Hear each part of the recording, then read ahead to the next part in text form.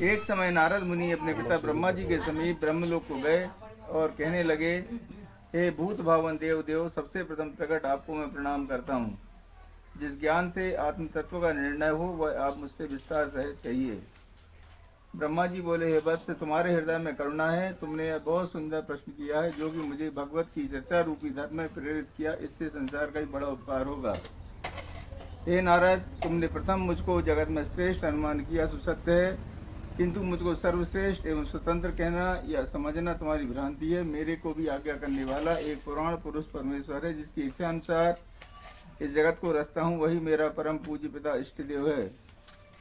हे नारद, काल कर्म स्वभाव स्थिति जीव ने ईश्वर की सचेतात्मक शक्ति से अनेक सहस्त्र वर्षों के अनंतर जब स्थित उस तत्वमय निर्जीव अंड को सजीव किया, तदंतर उस अंड की नाभि से कमल प्रकट हुआ, जिसकी कांति सहस्त्र सूर्य के समान हुई। वही कमल सकल जीवों का निवास स्थान लोक रूप है। इस प्रकार प्रकट होने वाले देव के अधीन उसका रूप दो भागों में विभक्त हो गया, जिससे हम काय कहते हैं। यह आश्चर्य की बात है कि प्रयत्न करने के पश्चात भी मेरी प्रजा की वृद्धि नहीं हो रही। निश्चय ही देवों में प्रतिकूल है। उन दोनों स्वरूपों का एक जोड़ा स्वयंभू मनु पुरुष तथा शत्रुपा स्त्री हुई, जिन्होंने सृष्टि की उत्पत्ति कर लोक को बढ़ाया।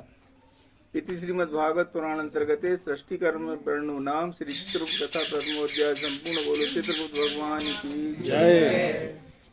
अब द्वितीय अध्याय में वर्णो कथा ललाम चित्रगुप्त जय प्रकट भय कुल कायस्थ सुनाम। एक समय गंगा के पुत्र प्रतापी राजा भीष्म जी साथियों समेत तीर्थ यात्रा करते हुए बद्रिकाश्रम में पहुंचे, जहाँ जगत पिता ब्रह्मा के मानसिक पुत्र मुनि पुलस्त्य जी सुमेर पर्वत की रमणीय गुफा में योगाभ्यास से अपने नित्य कार्य करते थे।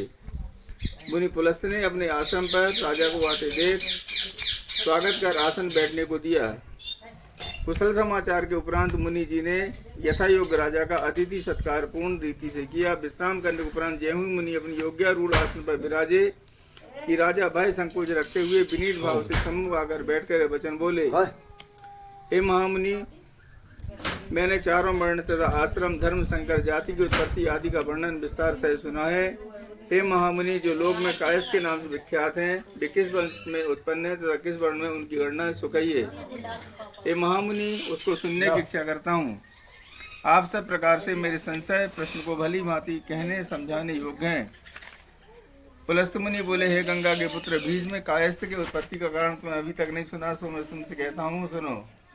धर्मराज ने एक समय पिता में ब्रह्मा जी के पास निवेदन किया कि प्राणियों के शुभाशुभ कर्मों को लिखने का कठिन काम मुझसे अकेले न होगा। ब्रह्मा जी ने कहा, अच्छा, मैं तुम्हारी सहायता का उपाय करूंगा। इतना सुन धर्मराज अपने स्थान को चले गए। 10,200 वर्ष तक जगत पिता ब्रह्मा जी समाधि लगाकर कमलासन हो बैठे। उस समय ब्रह्मा जी के शरीर से बड़ी बड़ी भुजा वाला श्याम वर्ण कमल समान नेत्र, हाथ में कलम पाटी स्याही सहित दवात लिए ब्रह्मा जी के सम्मुख प्रकट हुआ। ब्रह्मा जी बोले, तुम मेरी काया से उत्पन्न हुए, अतः तुम्हारी संज्ञा कायस्थ होगी। हे नाथ, मैं आपके शरीर से ही प्रकट हुआ हूँ, इसमें संदेह नहीं। अब आप मेरा नामकरण संस्कार कीजिए।